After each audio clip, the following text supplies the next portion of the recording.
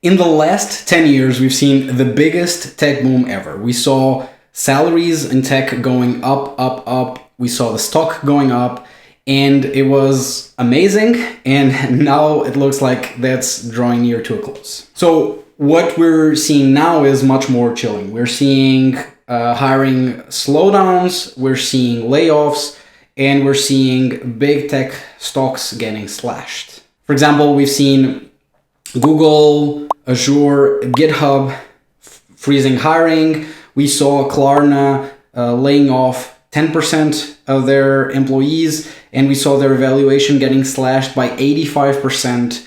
We've seen Tesla also started laying off people. We saw Apple slowing down on hiring. So it seems like every week we hear another piece of news that makes it look like the situation is getting harder and harder. So in this video, I wanted to quickly share my thoughts on whether or not we should be worried about it and what we can do about this whole situation. Hey friends, welcome back to my channel where I share lessons on going from a small town developer to a senior engineering leader in big tech. So to start right off, I think there are two important things we need to assess. What we stand to lose in case of a layoff, and also what we can do about the situation. The way I like to think about it is, do you have a problem? Yes or no? If you have a problem, is there something you can do about it? If there's something you can do about it, you should be focusing on doing that. And if there's not, then there's also no point in worrying about it. So let me give you an example of my situation. I have more than 6 months worth of savings in case the worst happens. And I also have my family as a safety net if those savings were not enough. So most of my money is invested, so I wouldn't like to access it in a down market. It would be terrible. So this is how I think about it. Okay, I have some savings, plus if I were to run out of the savings, which is very, very, very unlikely, I still have the safety net.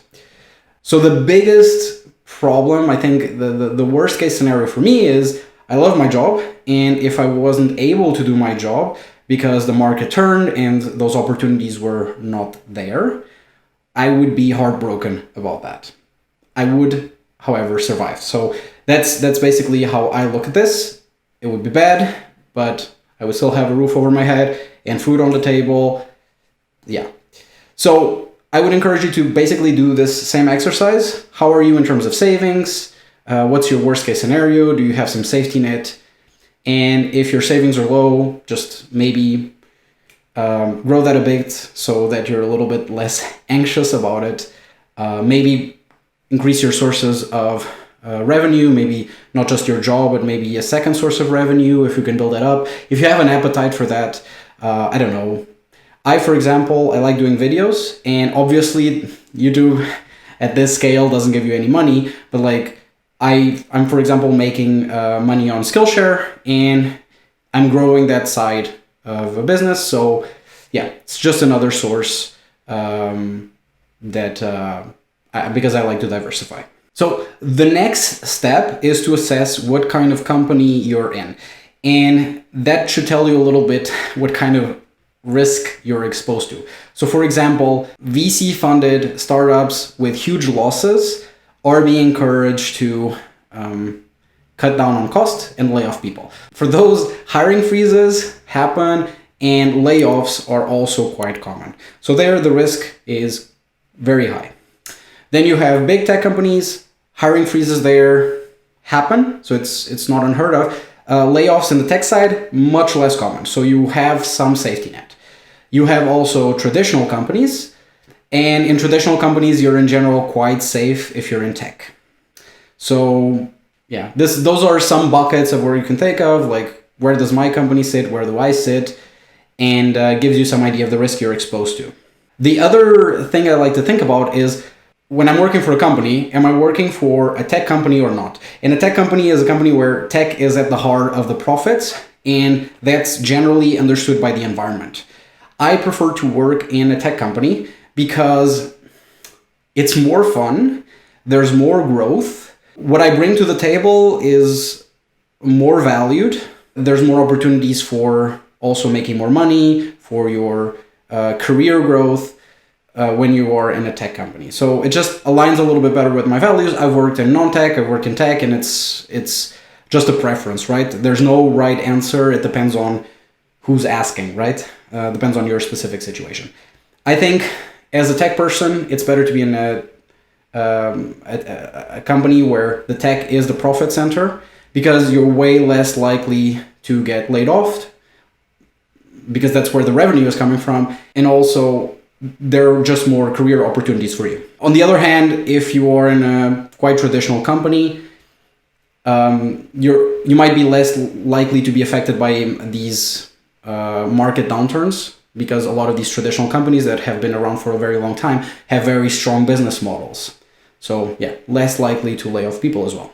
No matter whether you're in a tech company or not, it's also important to look at, are you in a profit center or a cost center?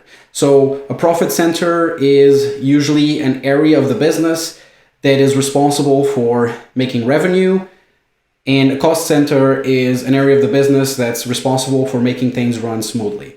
So compliance is one example where, like GDPR in Europe, it's purely a cost center. It doesn't drive any revenue. It kind of needs to be there because of regulations, but it's a cost center, so it's more likely to get slashed if if you need to do layoffs. So nothing wrong with working in a cost center. It's a lot of times that it can actually have a lot of other benefits, but you should keep in mind that in this kind of market condition, it's more likely to get cut.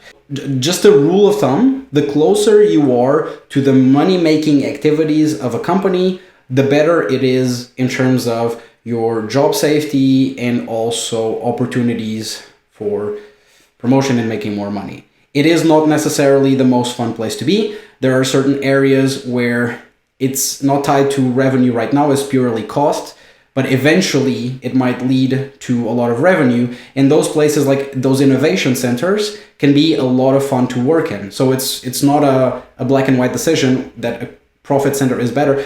It's just like in this current market, a profit center can be better if you don't love risk.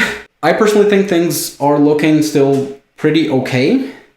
I see that a lot of companies are moving in the defensive, especially in big tech. They're not aggressively hiring anymore. Some startups as well. So if I look just in the last few months, Google, Meta, I was in conversations with them, and now they are in hiring freezes. I was approached by Trade Republic for an engineering manager position.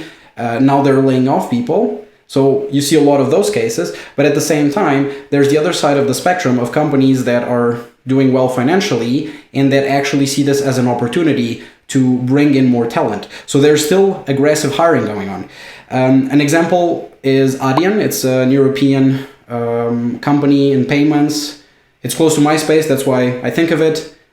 It's in the Netherlands, and they just decided to increase significantly the engineering salaries. They, I think, lost a few people because of attrition during the time of the pandemic, and they decided to be more aggressive there.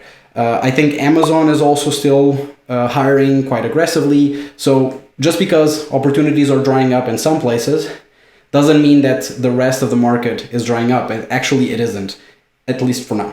And I imagine that's not going to change too much because there's still so much potential in tech. I also want to give you a little bit of a warning not to go too deep down a rabbit hole of information. So the example for me is, I've made this mistake. I was looking a little bit too closely at it because it's just part of my interest. It's not like I was doing that now. I was already doing it before. I have Google Alerts set up for the most interesting topics going on in tech and in my area specifically. There's Reddit forums that I look at, and I also look at Blind.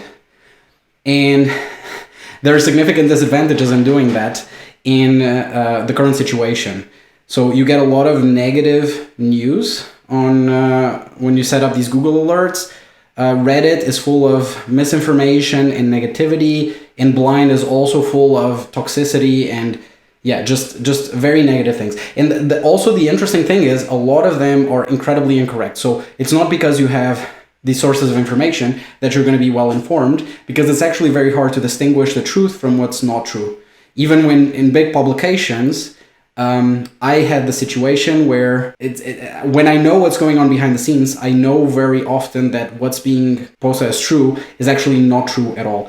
There's a very interesting effect in psychology called the Gell-Mann Amnesia effect. I hope I'm saying that right. It's this idea that when you're an expert on a topic, you're able to see that the news about it are incredibly wrong. But when you're not an expert on a topic and you get a piece of news, you tend to think it is true and correct. So you forget the fact that on the areas you know what's behind the curtains, the news is completely inaccurate. What you should in fact be doing is, hey, if in this area where I know what's happening, the news is not completely trustworthy, then I should extend that in general and be highly skeptical. It doesn't mean that all news is going to be wrong, but in general, there's a lot of credibility problems with the things you see in the Google alerts I get. I saw that, and obviously also in forums where anybody can say anything, and it's very anecdotal.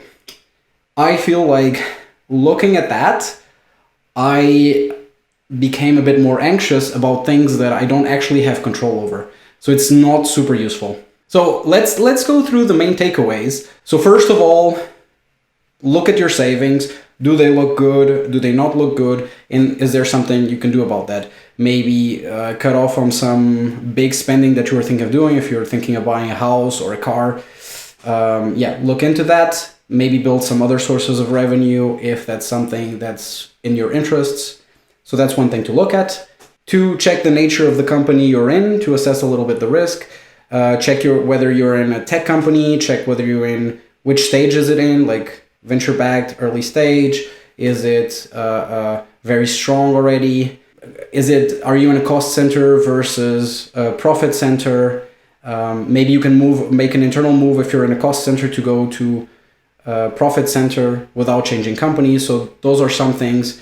And obviously, keep building your talent stack, because I personally believe that there's always going to be a lot of need in the next few years for people in tech that bring a lot of value. So keep building that up. Third, and also very important, don't go too deep in the rabbit hole of news. It will make you anxious. A lot of it are things you can't control. A lot of it is just inaccurate information. And companies are still hiring aggressively, so there's not much to worry about at this point. So I think you've seen from my takeaway summary, I'm an optimist. I believe that even if we stumble for a while, things are going to look very, very good in the long term, and that opportunity is still massive, and that we're going to be fine regardless. If you like this video, you might like this other one on avoiding the biggest salary negotiation mistake that I've seen people make. Also, if you like the video, give it a like. It really helps with the YouTube algorithm. If you like content like this, subscribe. I publish content like this every week. And stay safe, stay healthy, and see you next time.